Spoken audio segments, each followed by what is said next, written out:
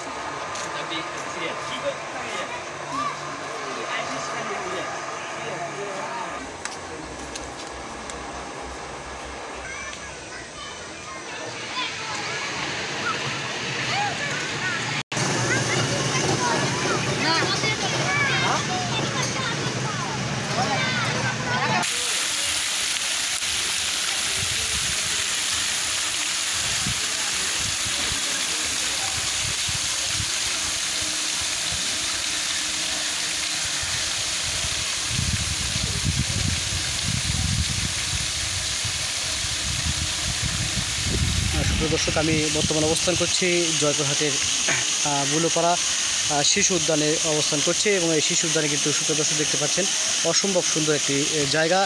একটি পুকুরে কিন্তু ঝর্ণা দেখতে পাচ্ছেন, অসম্ভব সুন্দর লাগছে। এবং ভিডিওটি অবশ্যই কন্টিনিউ করবেন এবং এই জয়পুরহাট শিশু উদ্যানের পুরো দৃশ্যটি আপনার সামনে আমি উপস্থাপন করব। এবং অবশ্যই সবাই কিন্তু ভিডিওটি লাইক, কমেন্ট এবং শেয়ার করে সবাইকে দেখার সুযোগ করে দেবেন। সুপ্রিয় দর্শক, এটা কিন্তু জয়পুরহাটে অবস্থিত।